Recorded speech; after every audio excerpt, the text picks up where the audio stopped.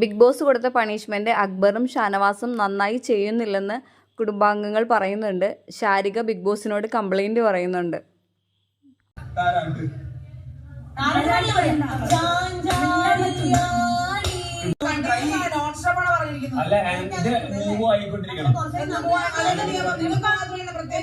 എന്ത് പ്രത്യേകത നിങ്ങളോട് അനങ്ങാൻ പറഞ്ഞ നിങ്ങൾക്ക് നോക്കി കൂടെ റൂള് ഇതിനകത്ത് ഓരോ ഇറങ്ങിക്കൊണ്ടിരിക്കണതാ അതന്നെ ചെയ്യുന്ന അങ്ങനെ ബിഗ് ബോസ്